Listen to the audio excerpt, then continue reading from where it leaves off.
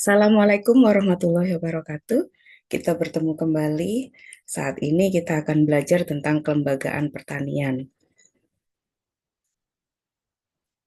Apa itu kelembagaan pertanian? Marilah kita belajar bersama tentang apa saja yang berada dalam kelembagaan pertanian.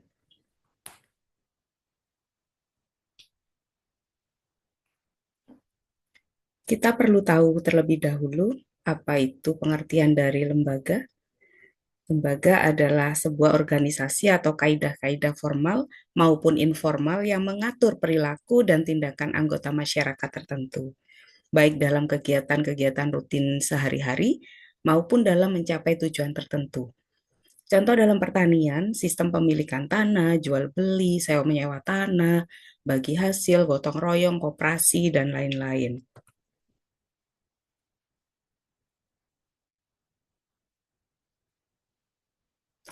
Kelembagaan pertanian memiliki 8 jenis kelembagaan, yaitu menurut Basuki et al. Tahun 2006, yaitu yang pertama kelembagaan penyedia input, kemudian penyedia modal, yang ketiga penyedia tenaga kerja, kemudian penyedia lahan dan air, kemudian kelembagaan usaha tani, kemudian kelembagaan pengolah hasil usaha tani, selanjutnya kelembagaan pemasaran, dan kelembagaan penyedia informasi.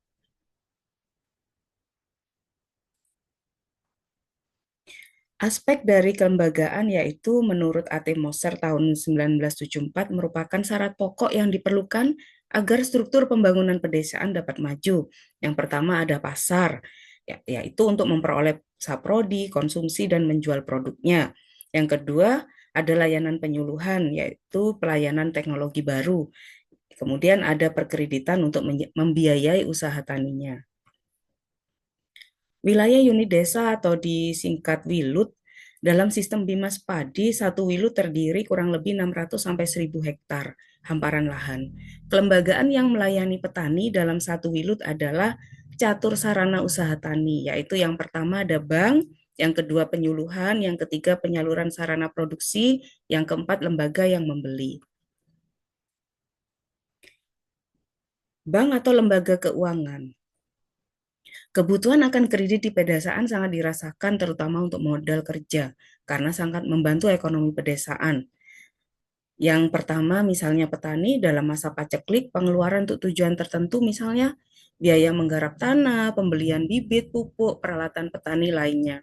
Kemudian ada nelayan, pengrajin atau industri kecil, pedagang, dan golongan ekonomi lemah lainnya. Ada 3 jenis lembaga keuangan yang diberikan untuk bantuan modal masyarakat pedesaan. Yang pertama lembaga keuangan formal, yang kedua lembaga keuangan semi formal, yang ketiga lembaga keuangan non formal. Kenapa rentenir dipilih oleh petani? Karena beberapa hal, antara lain prosedur yang sangat sederhana, dapat dilaksanakan setiap saat, tanpa agunan, tanpa biaya transaksi, dan lain-lain. Rentenir ini termasuk lembaga non-formal yang biasanya banyak dipilih petani agar mereka mendapatkan cepat pembiayaan modal untuk usaha taninya.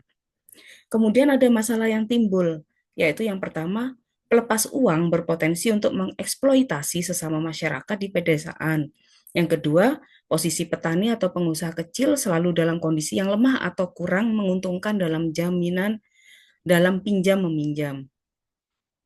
Yang ketiga, pada umumnya bunga di sektor informal ini sangat hampir mencapai 350%, sehingga merugikan para petani. Kemudian penyuluhan petani, penyuluhan eh, pertanian pada petani, melaksanakan kampanye menyebarluaskan informasi dan kegiatan belajar mengajar untuk meningkatkan motivasi dalam pencapaian produksi melalui intensifikasi. Kemudian yang kedua memanfaatkan media massa, lembaga komunikasi atau PPL, kemudian diarahkan untuk meningkatkan produktivitas dan pendapatan usaha tani dengan memasyarakatkan penerapan teknologi sesuai anjuran. Kemudian meningkatkan kemampuan dan keterpaduan kelompok tani dan KUD, mewujudkan pola kemitraan yang berwawasan agrobisnis. Dalam rangka efektivitas penyuluhan, maka daerah pengembangan penyuluhan dibagi menjadi WKPP, Wilayah Kerja Penyuluhan Pertanian, kemudian ada WKBPP, Wilayah Kerja Balai Penyuluhan Pertanian, kemudian ada penyusunan program dan penyelesaian masalah, lebih cepat dilaksanakan, penyuluh tidak lagi di bawah Dinas Pertanian Tanaman Pangan, melainkan pengalihan tugas penyuluh ke non-penyuluh atau struktural.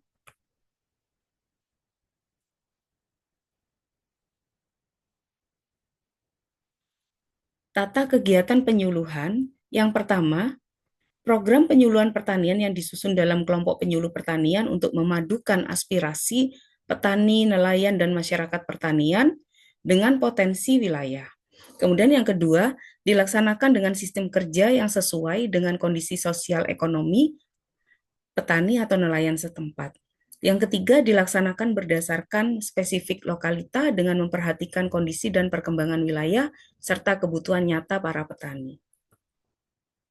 Peran dan fungsi penyuluh pertanian. Yang pertama, meningkatkan partisipasi petani. Yang kedua, menumbuhkan dinamika dan kepemimpinan anggota melalui musyawarah, menyampaikan anjuran teknologi tepat guna kepada petani dan membina penerapannya. Kemudian yang keempat, membina dan mendorong berkembangnya organisasi dan kemampuan petani. Mendorong terwujudnya hubungan yang melembaga antara kelompok tani dan KUD, membina pelaksanaan perakitan atau rancang bangun usaha tani sesuai dengan kondisi setempat, menyiapkan bahan penyusunan program penyuluhan pertanian dan menyusun rencana kerja penyuluhan pertanian. Kemudian ada kelemahan-kelemahan penyuluhan di Indonesia. Yang pertama, kurangnya partisipasi masyarakat, kesalahan penempatan fokus penyuluhan. Yang ketiga, mekanisme dan metodologi penyuluhan yang top-down. Kemudian kurangnya koordinasi antara subsektor. Ada ciri-ciri dari desentralisasi dan dapat memainkan peran penting dalam pemberdayaan masyarakat pedesaan dan dalam sistem perencanaan bottom up untuk penyuluhan partisipasi. Kemudian dampak bagi petani, yang pertama kebutuhan akan penyuluhan yang spesifik terpenuhi, yang kedua kesejahteraan yang meningkat, yang ketiga kerjasama dengan pemerintah dan lembaga lain makin meningkat, yang keempat kerjasama dengan petani makin erat, yang kelima masyarakat setempat makin inovatif. Kemudian dampak bagi PPL, yang pertama lebih puas terhadap pekerjaan, hubungan dengan anggota masyarakat makin erat, hasil penyuluhan dinilai berdasarkan output, lebih memiliki rasa tanggung jawab, keterlibatan lebih pada semua tahapan proses, dan kinerja semakin membaik.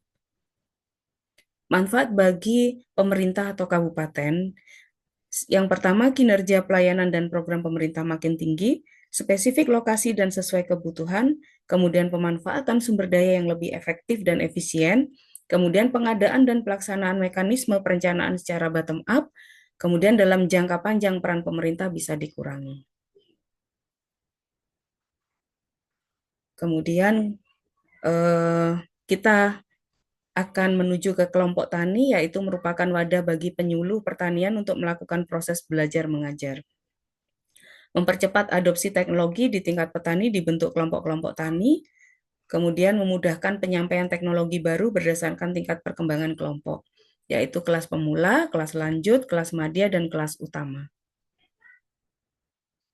Kelompok tani merupakan kumpulan petani, peternak, pekebun, yang dibentuk atas dasar kesamaan kondisi lingkungan dan keakraban untuk meningkatkan pengembangan usaha.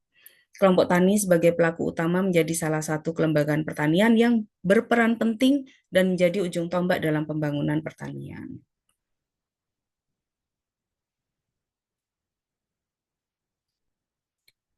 Ada beberapa fungsi kelompok tani, yang pertama kelas belajar, yang kedua wahana kerjasama, kemudian yang ketiga unit produksi. Keuntungan pembentukan kelompok tani, yang pertama ada interaksi antar petani semakin erat, kemudian terarahnya kerjasama antar petani. Yang ketiga, semakin cepatnya difusi inovasi atau teknologi baru, meningkatnya kemampuan petani dalam mengembalikan pinjaman. Kemudian yang kelima, meningkatnya orientasi pasar, baik berkaitan dengan input usaha tani maupun produksi. Kemudian membantu efisiensi pembagian air irigasi. Kemudian ada koperasi unit desa atau KUD. yaitu di sini KUD secara massal sebagai bagian pelaksanaan BIMAS atau bimbingan massal. Kemudian tahun 50 itu baru timbul koperasi pertanian baru, kemudian ada koperasi pertanian tahun 73, kemudian tahun 78 berubah menjadi koperasi pedesaan, kemudian tahun 84 kemudian menjadi KUD. Demikianlah eh, Demikianlah pada hari ini kita sudah belajar tentang kelembagaan pertanian. Di sini ada tugas mandiri yang berkelompok dan bisa dilakukan nanti kita bekerja secara kelompok. Terima kasih atas perhatiannya. Assalamualaikum warahmatullahi wabarakatuh.